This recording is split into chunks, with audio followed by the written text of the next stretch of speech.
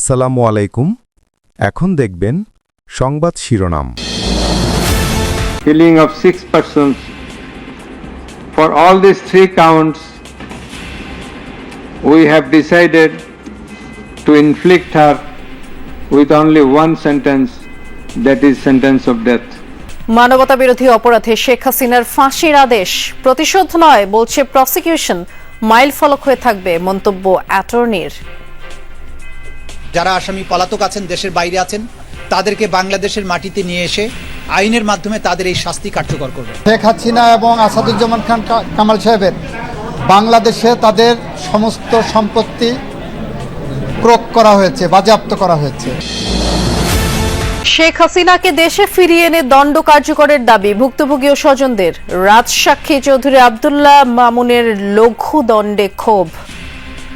সরকারের কাছে বিনীত অনুরোধ করছি, অতি দ্রুত তাদেরকে দেশে এনে এই ফাঁসি কার্যকর করা আমাদের একটা আশা আকাঙ্ক্ষা।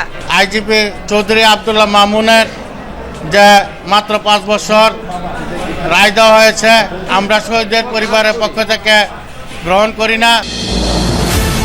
ফ্যাসিস্টদের জন্য শিক্ষা হয়ে থাকবে এই রায়, অভিমত রাজনৈতিক নেতাদের।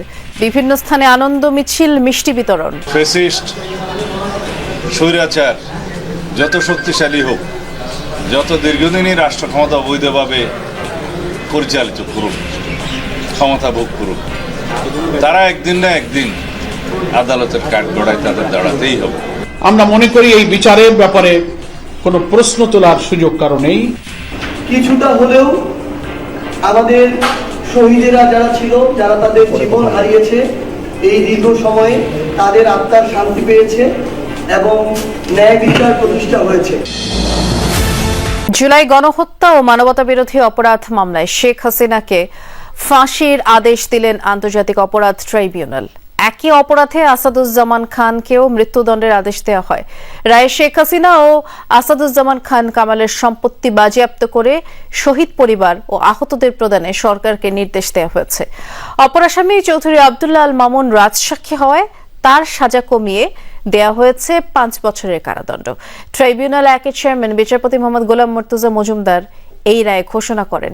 রায়ে বলা হয়, চৌধুরী মামুনের অপরাধ সর্বোচ্চ সাজার যোগ্য, তবে রাজসাক্ষী হয়ে মামলায় গুরুত্বপূর্ণ তথ্য প্রদান করায় তার সাজা কমিয়ে 5 বছরের জেল দেওয়া হয়েছে।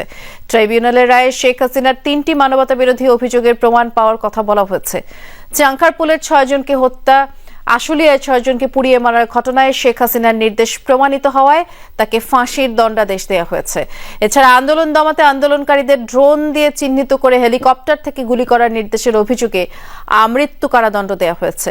এর আগে 453 পৃষ্ঠার রায়ে ট্রাইব্যুনালের মামলার পক্ষে বিপক্ষের যুক্তিতর্ক, বিভিন্ন তথ্য প্রমাণের বিবরণ দেওয়া হয়। বিচার কাজ চলার সময় অডিও, ভিডিও সহ যেসব তথ্য উপাত্ত ট্রাইব্যুনালে উপস্থাপন করা হয়েছে বর্ণনা দেওয়া হয় সেগুলোরও। ঘটনার শিকার ও সাক্ষীরা কি বলেছেন দেওয়া হয় সেই বর্ণনাও। ট্রাইব্যুনালে জুলাই গণ অভ্যুত্থান চলাকালে বিভিন্ন ভিডিওতে পাওয়া শেখ হাসিনার মানবতা বিরোধী অপরাধের তথ্য প্রমাণের বিবরণ তুলে ধরা হয়। ঢাকার যাত্রাবাড়ি, রামপুরা, বাড্ডা, সাফার, আশুলিয়া, রংপুর সহ বিভিন্ন স্থানে যেভাবে প্রাণঘাতী অস্ত্র ব্যবহার করে আন্দোলনকারীদের হত্যা করা হয়েছে সেগুলোর ভিডিও, তথ্য প্রমাণের বিবরণ দেওয়া হয়। এর আগে আন্দোলনের সময় মানবাধিকার লঙ্ঘন নিয়ে বিভিন্ন আন্তর্জাতিক সংস্থার প্রকাশিত রিপোর্টের বিভিন্ন অংশ পড়ে শোনানো হয়। শহীদদের প্রতি, দেশের প্রতি, এদেশের মানুষের প্রতি, গণতন্ত্রের প্রতি, সংবিধানের প্রতি, আইনের শাসনের প্রতি এবং আগামী প্রজন্মের প্রতি দায়বদ্ধতা পরিশোধের স্বার্থে এ রায় একটি যুগান্তকারী রায়। এই রায় প্রশান্তি আনবে, এ রায় ভবিষ্যতের জন্য একটি বার্তা।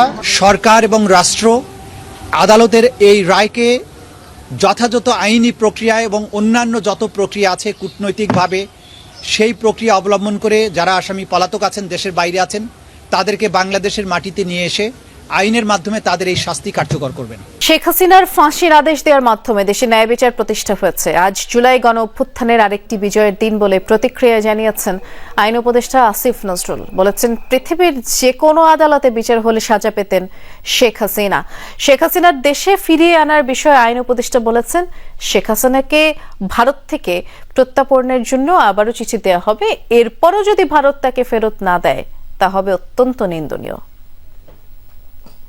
মানবতা বিরোধী অপরাধের যে তাজা, অকাট্য, জোরালো, বিস্তৃত প্রমাণ রয়েছে, তাতে পৃথিবীর যে কোনো আদালতে বিচার হলেই তার সর্বোচ্চ শাস্তি হওয়ার কথা। আমি আজকে আরেকটা কথা বলতে চাই, সেটা হচ্ছে আমরা শেখ হাসিনার কে দেশে প্রত্যর্পণের জন্য, এক্সট্রাডিশনের জন্য ভারতের কাছে আবার চিঠি লিখব। ভারত যদি এই গণহত্যাকারীকে আশ্রয় দেওয়া অব্যাহত রাখে, তাহলে ভারতকে বুঝতে হবে এটা বাংলাদেশ এবং বাংলাদেশের মানুষের বিরুদ্ধে একটা শত্রুতা, একটা অত্যন্ত নিন্দনীয় আচরণ। মানবতা বিরোধী অপরাধী শেখ হাসিনার ফাঁসির আদেশে সন্তুষ্ট জুলাই আন্দোলনের শহীদ পরিবার এবং আহতরা। তবে চৌধুরী আব্দুল্লাহ আল মামুনের সাজা কমানোর আদেশ চ্যালেঞ্জ করে আপিল করবে শহীদ পরিবার। মামুনের ন্যূনতম যাবজ্জীবন চেয়েছেন শহীদ মুগ্ধের ভাই মীর মাহবুবুর রহমান স্নিগ্ধ। শুধু রায় নয়, দ্রুত তাদের দেশে ফিরিয়ে যথাযথ আইনি প্রক্রিয়ায় রায় কার্যকরের দাবিও তোলেন তারা। যে দুইজনের ফাঁসির রায় শোনানো হয়েছে তাদেরকে যেখান থেকে পারবে এই সরকার ধরে নিয়ে আসবে। দেশে আইনা তাদের ফাঁসি কার্যকর করার জন্য আমি সরকারের প্রতি আহ্বান জানাচ্ছি। শেখ হাসিনার মতন আশা করতে চাই যে তার বাবার মৃত্যুর ফাঁসি যদি এতকাল পরে সে করতে পারে, তাহলে আমরাও দেশে নিয়ে এসে তাদের সকলকে আমরা এই ফাঁসির রায় আমরা দেখব। আমরা অনেক খুশি। আর আব্দুল্লাহ আল মামুনের ব্যাপারে আপনারা শুনছেন, আমরা তাতে সন্তুষ্ট না।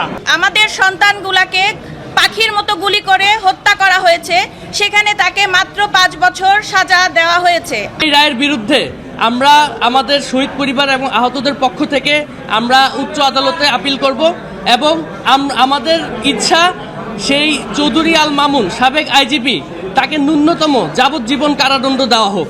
এদিকে এই মামলার রায়ে শেখ হাসিনার ফাঁসির আদেশে সন্তোষ প্রকাশ করেছেন শহীদ আবু সাইদের পরিবার। তবে শহীদ ওয়াসিমের বাবা বলেছেন, শুধু রায়ে সন্তুষ্ট হবার সুযোগ নেই। শেখ হাসিনাকে বাংলার মাটিতে ফাঁসি দেয়া হলেই সন্তান হারানোর দুঃখ প্রশমিত হবে।